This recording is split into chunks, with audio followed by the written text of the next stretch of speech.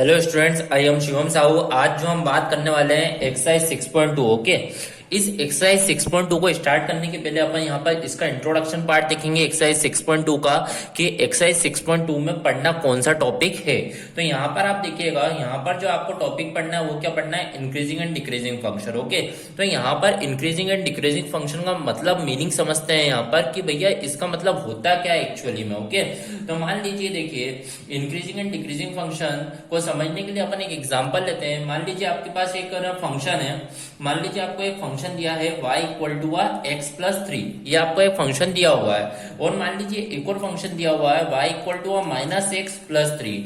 इस तरीके से आपको ये फंक्शन दिए हुए हैं। यहाँ पर आपने देखा फर्स्ट फंक्शन आपको दिया y equal to x plus 3 and y equal to minus x plus 3। y को अपन क्या दे सकते हैं, फंक्शन मतलब f ऑफ एक्स। तो f ऑफ एक्स आपको x प्लस 3 दिया है। इस तरीके से यहाँ पर भी f ऑफ एक्स आपने देखा माइनस एक्स प्लस 3 दिया हुआ है। ओके, अब यहाँ पर आपको इस क्वेश्चन को देख के पहचानना है कि ये इंक्रीजिंग फंक्शन है या डिक्रीजिंग फंक्शन है। ओके, तो इसे कैसे पहचानेंगे देख के वो अपन यहाँ पर समझते हैं। आप देखिए, जैसे ही आपने इस क्वेश्चन को देखा तो इस क्वेश्चन को देखकर आपको ये समझ में आ जाना चाहिए कि आपका लीनियर फंक्शन है। आपका ये लीनियर फंक्शन क्यों है, क्योंकि इसकी जो पावर है यहाँ पर कितनी है, दोनों की 1। तो इसलिए ये जो फंक्शन है ये कौन सा फंक्शन है, लीनियर फंक्शन है ना। तो समझने के लिए मैं यहाँ पर लिख देता हूँ, ये जो फंक्शन है आपके, ये जो फंक्शन है ये कौन सा फंक्शन है, लीनियर फंक्शन है। ओके, तो यहाँ पर यदि ये आपने देखा y equal to x plus 3 आपका लीनियर फंक्शन है, तो आपको पता है लीनियर फंक्शन के लिए जो आपकी इक्वेशन होती है वो क्या होती है, y equal to M X plus C. क्या होता है, y equal to M X plus C. तो यहाँ पर आप देखोगे m जो है वो आपका कितना है, यहाँ पर 1।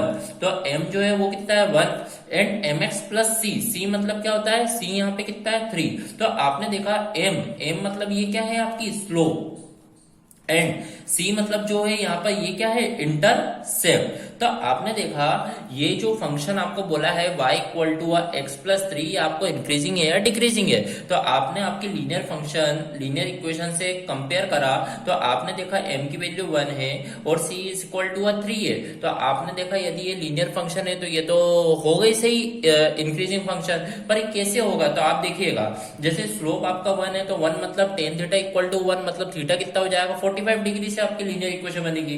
तो मान लीजिए ये आपका मैं ग्राफ एक बना रहा हूं यहाँ पर, तो आप देखिएगा, जैसे मान लीजिए 1 ये 2 ये 3 लिखा हुआ है। ओके, फिर यहाँ पर इस तरीके से आपने देखा तो ये आपने देखा जो आपका इंटरसेप्ट है वो पॉजिटिव 3 है, मतलब 3 है और 45 डिग्री से लाइन बन रही है। तो मतलब इस तरीके से आपका ये ग्राफ यहाँ पर कर्व आपका इस तरीके से लीनियर फंक्शन आपका ड्रॉ होगा। तो इस तरीके से आपने इसका ड्रॉ कर दिया।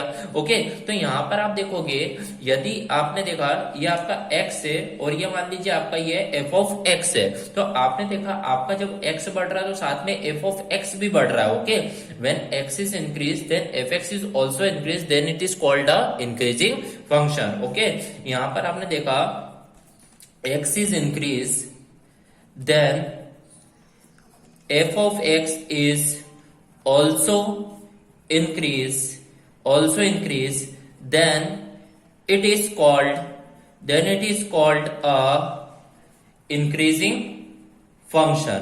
ओके, तो यहाँ पे इंक्रीजिंग फंक्शन का मीनिंग समझ में आया कि जब x बढ़े तो साथ में fx भी बढ़े, उससे अपन क्या बोलते हैं, इंक्रीजिंग फंक्शन। ओके, तो इस तरीके से अपन ने ये वाला क्वेश्चन समझा। अब मान लीजिए ये वाला कंसेप्ट आया तो यहाँ पर भी आपको इसी तरीके से करना होगा। आपने देखा आपका जो क्वेश्चन है y equal to minus x plus 3 है, तो आपने देखा इस क्वेश्चन को, ये जो क्वेश्चन है वो क्या है, लीनियर फंक्शन है। आपने देखा लीनियर फंक्शन क्यों है, क्योंकि इसकी जो पावर है वो क्या है, 1, और लीनियर फंक्शन हमेशा इंक्रीजिंग डिक्रीजिंग के फॉर्म में होगा। तो आप देखिए जब इसको y इक्वल टू आपकी mx प्लस सी से जब आप कंपेयर करेंगे, y equal to mx plus C आपकी जो इक्वेशन है माइनस एक्स प्लस 3 है, तो आप देखेंगे m की जो वैल्यू रहेगी वो यहाँ पर कितनी रहेगी आपकी, -1। देन c जो रहेगा वो कितना रहेगा आपका, 3 है। c मतलब क्या होता है, इंटरसेप्ट, m मतलब क्या होता है, स्लोप। तो आपने देखा स्लोप जो है -1 है, तो आपने देखा -1 यदि स्लोप है तो मतलब टेन थीटा इक्वल टू -1 मतलब थीटा कितना हो जाएगा, 135 डिग्री से आपकी लाइन लीनियर कर्व यहाँ पर फंक्शन बनेगा। तो आप देखिए जब आप इसका ड्रॉ करेंगे ग्राफ, तो आप देखिएगा यहाँ पर 1 2 3। ओके, यहाँ पर इंटरसेप्ट मैंने बोला 3 है, मान लिया यहाँ पे 3 से इंटरसेप्ट है, पर स्लोप जो है -1 मतलब 135। जैसे यहाँ पर आपने देखा था 45 डिग्री का एंगल था, ओके, पर यहाँ पर 135 डिग्री का रहेगा। ओके, तो यहाँ पर जो आपकी लाइन बनेगी किस तरीके से बनेगी, इस तरीके से आपकी बनेगी। तो आपने इसका कर्व मतलब यहाँ पर जो आपका जो एंगल बना है वो कितने का बना है, 135 डिग्री का। तो इस तरीके से आपने का इस क्वेश्चन के लिए कर्व बना है। तो यहाँ पर आप देखोगे ये x है और ये आपका f ऑफ x है। ओके, तो आप देखिएगा यहाँ पर जब x इंक्रीज हुआ, यहाँ पर आपने देखा x इंक्रीज हुआ तो आपका फंक्शन क्या हुआ, f ऑफ x इंक्रीज कर रहे हो तो आपका फंक्शन क्या हो रहा है, डिक्रीज हो रहा है, then it is called a decreasing function. तो यहाँ पर आपने इस कर्व से क्या समझा, when x is increasing, when x is increase then fx is decrease, then fx is decrease, then is called decreasing function, is called decreasing function. तो इस तरीके से आपको मैंने एक क्वेश्चन के थ्रू आपको अभी इंक्रीजिंग एंड डिक्रीजिंग फंक्शन का कंसेप्ट बता दिया है। यदि x के इंक्रीज हुआ तो f ऑफ x भी इंक्रीज होगा तो उसको बोलते हैं इंक्रीजिंग फंक्शन। एंड देन यदि x इंक्रीज हो रहा है but f of x decrease हो रहा है, then it is called a decreasing function. Okay, तो इस तरीके से अपन यहाँ पर देखा, एक क्वेश्चन लेके समझा। अब मान लीजिए हमेशा क्वेश्चन लीनियर फॉर्म में थोड़ी ना आएगा। मान लीजिए अब मैं एक और एग्जांपल के थ्रू आपको समझा देता हूँ। जैसे मान लीजिए आपको सेकंड एग्जांपल के थ्रू समझा देता हूँ। ओके, तो यदि आपको आपका फंक्शन जैसे है, आपका फंक्शन आ गया साइन एक्स के फॉर्म में। अब आपको बोला गया है कि इसे बताइए कि ये इंक्रीजिंग है या डिक्रीजिंग फंक्शन है। ओके, तो आप देखिएगा इसके लिए f of x equal to sine x है, तो आप देखिए इसके लिए जो कर्व आपका जो बनेगा वो किस तरीके से बनेगा आपका इसका, तो इस तरीके से इसका फंक्शन बनता है, आपको सभी को पता तो है ये। ओके, तो आपने इस तरीके से आपने इसका फंक्शन बना दिया है, कर्व बना दिया। तो आप देखेंगे ये 0, then π/2, then it is called a pi, then आप इसको क्या बोलेंगे 3π/2, देन इसको क्या बोलेंगे आप 2π। ओके, तो इस तरीके से आपने डिनोट कर दिया। अब आप देखिएगा यहाँ पर ये 0 से π/2 तक ये क्या हो रहा है, इंक्रीज हो रहा है। ओके, तो आपको यहाँ पर देखने को मिलेगा 0 से π/2 तक इंक्रीज हो रहा है, फिर ये डिक्रीज हो रहा है, और डिक्रीज होते होते कहां तक जा रहा है, ये 3π/2 तक, फिर ये इंक्रीज हो रहा है। तो मतलब यहाँ पर किस तरीके से देखा जाएगा, 0 से π/2 की बात करी जाए तो ये जो फंक्शन है यहाँ पर, ये जो फंक्शन क्या रहेगा, इंक्रीजिंग फंक्शन। ओके, फिर मैंने देखा यहाँ पर ये π/2 से 3π/2 तक पूरा जो है पूरा फंक्शन कैसा हो रहा है, डिक्रीज हो रहा है। तो यहाँ पर π/2 से 3π/2 तक जो फंक्शन रहेगा वो कौन सा फंक्शन रहेगा, यहाँ पर डिक्रीजिंग फंक्शन है ना। फिर 3π/2 से आपने देखा वापस से 2π तक ये वापस क्या हो रहा है, इंक्रीज। तो आप बोल सकते हैं 3π/2 से 2π तक जो वापस से फंक्शन इंक्रीज हो रहा है। तो इस तरीके से आप इंक्रीजिंग फंक्शन और डिक्रीजिंग फंक्शन को डिफाइन कर सकते हैं। ओके, अब जैसे बात करी जाए, अब देखिएगा जैसे यहाँ पर आपको ये तो समझ में आ गया, इंक्रीजिंग फंक्शन मतलब हमेशा इंक्रीज होगा, डिक्रीजिंग फंक्शन मतलब डिक्रीज हो रहा है, और वो क्वेश्चन पर डिपेंड करता है। वो तो अपन जब एक्स्ट्रा क्वेश्चंस करेंगे 2-4-8 क्वेश्चन कर लेंगे तो बहुत अच्छे से समझ में आ जाएगा। ओके, यहाँ पर अपन ने ये ट्रिग्नोमेट्रिक फंक्शन देखा तो इसका कंसेप्ट इस तरीके से था, तो मैंने बताया। अब देखिए यदि आपसे किसी ने पूछा 0 से पाई जो है इसमें फंक्शन इंक्रीज हो रहा है या डिक्रीज हो रहा है, तो आप देखेंगे यहाँ पर 0 से पाई किसी ने यदि पूछा, तो 0 से पाई यदि आपने पूछा तो 0 से पाई में आप देख रहे हैं 0 से π/2 तक इंक्रीज हो रहा है, π/2 से पाई तक ये डिक्रीज हो रहा है। तो 0 से पाई के बीच में इंक्रीज और डिक्रीज दोनों हो रहा है यहाँ पर। तो जब इंक्रीज और डिक्रीज दोनों होता है तो उस कंडीशन में उसको क्या बोलते हैं, नाइदर इंक्रीज और नॉर डिक्रीज। ओके, तो इससे क्या बोलेंगे, नाइदर इंक्रीज और नॉर डिक्रीज। ओके, कंसेप्ट समझ में आया।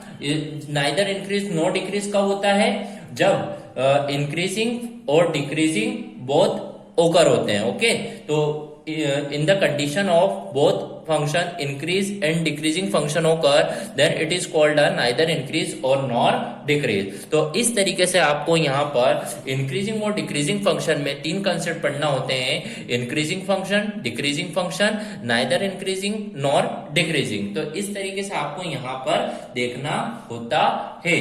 ओके, अब देखिएगा यहाँ पर जैसे बात करी जाए, यहाँ पर अपन समझते हैं किस तरीके से यहाँ पर आपको कंडीशन यहाँ पे होती है। ओके, जैसे अपन यहाँ पर बात करते हैं, जैसे आप देखिएगा, मान लीजिए मैं सबके आपके आपको कर्व सबके आपके बना के दिखा देता हूँ।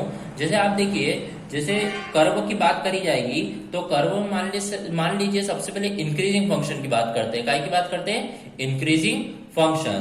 तो इंक्रीजिंग फंक्शन की यदि बात करेंगे तो आप मान लीजिए इंक्रीजिंग फंक्शन का हमेशा जो कर्व होता है वो किस तरीके से होता है। देखिए, यदि ये ऐसा है और फिर मान लो कांस्टेंट हो गया और फिर वापस बढ़ गया, तो आप देख रहे हैं इंक्रीजिंग फंक्शन में बढ़ तो रहा है पर कभी कांस्टेंट हो जाता है इस तरीके से। ओके, तो मान लीजिए ये आपका ए है और ये मान लीजिए आपका जो ये क्या है, बी है। इस तरीके से आप देखेंगे तो यदि आपका जो फंक्शन है इस तरीके से आपने कर्व बनाया तो आपका इंक्रीजिंग फंक्शन के लिए जो कंडीशन होती है एफ डैश जो रहता है वो हमेशा क्या है, ग्रेटर देन इक्वल टू क्या रहता है, 0, और x belong to a b. तो इस तरीके से इंक्रीजिंग फंक्शन का होता है। और यदि अपन बात करी जाए इंक्रीजिंग फंक्शन में एक और कंसेप्ट होता है स्ट्रिक्टली इंक्रीजिंग फंक्शन। क्या होता है? Strictly increasing function. तो स्ट्रिक्टली इंक्रीजिंग फंक्शन का क्या कंसेप्ट होता है?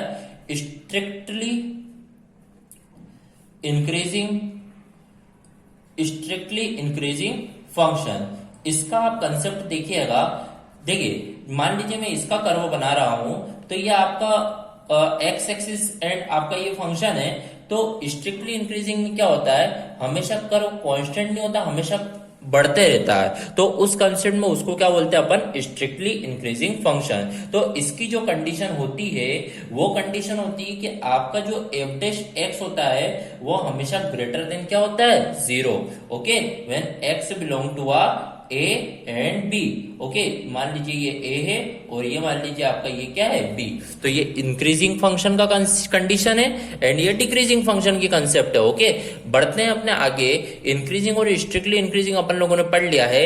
अब अपन बात करेंगे डिक्रीजिंग और स्ट्रिक्टली डिक्रीजिंग की। ओके, तो यहां पर आप समझिएगा, जैसे आप देखिए, यदि मैं बात करूंगा डिक्रीजिंग फंक्शन के लिए तो डिक्रीजिंग फंक्शन का कंसेप्ट होगा डिक्रीजिंग फंक्शन। तो यहां पर आप देखिएगा डिक्रीजिंग फंक्शन का ग्राफ जो होगा वो किस तरीके से होगा। जैसे मान लीजिए आपका ये ग्राफ डिक्रीज हो रहा है, फिर थोड़ा कांस्टेंट हो गया और फिर डिक्रीज हो गया, तो ये जो होगा आपका ग्राफ ये काय का होगा, डिक्रीजिंग फंक्शन का। ओके, मान लीजिए ये ए है और ये बी है। ओके, तो इसकी जो कंडीशन होती है वो क्या होती है, f dash x is less than equal to 0 when x belong to a and b. Okay, तो इस तरीके से ये डिक्रीजिंग फंक्शन की कंडीशन होती है। अब अपन बात करते हैं डिक्रीजिंग फंक्शन के बाद में एक और चीज की, strictly decreasing function. Strictly decreasing function. Okay, तो स्ट्रिक्टली डिक्रीजिंग फंक्शन में आप देखिएगा, जैसे मान लीजिए आपका यहाँ पर आपको पढ़ते समझ में तो आ गया कि आपका फंक्शन डिक्रीज हो रहा है, पर यहाँ पर स्ट्रिक्टली डिक्रीजिंग फंक्शन बोला गया है। तो स्ट्रिक्टली डिक्रीजिंग फंक्शन में आपको क्या होता है कि आपका जो फंक्शन है हमेशा क्या होता है, डिक्रीज होता है। ओके, तो इस तरीके से आप देखेंगे ये आपका ए है और ये आपका बी है। तो इसकी जो कंडीशन होती है f dash x is always less than 0। Okay, f dash x is always less than 0 when x belong to a and b. तो इस तरीके से स्ट्रिक्टली डिक्रीजिंग फंक्शन होता है। अब मान लीजिए आपने increasing strictly increasing, decreasing strictly decreasing की कंडीशन समझ ली है। ओके, अब यहां पर जो फिफ्थ जो टॉपिक आपको आता है वो यहां पर है neither increasing not decreasing. Neither increasing not decreasing क्या होता है, जिस कंडीशन में, जैसे आपको जो फिफ्थ यहां पर पढ़ना है, neither increasing and nor decreasing. Okay, तो इस कंसेप्ट को यदि पढ़ना है तो इस कंसेप्ट का कंसेप्ट होता है कि आपकी जिस भी कंडीशन में फंक्शन आपका इंक्रीजिंग एंड डिक्रीजिंग दोनों हो रहा है तो उस कंडीशन में आपको क्या बोलते हैं, increasing and decreasing function. Okay, तो यहां पर मैं भली इसका स्टेटमेंट अभी लिख देता हूं। इफ इन अ इंटरवल, इसका कंसेप्ट क्या होता है, if in a interval, if in a interval function is both increasing and decreasing,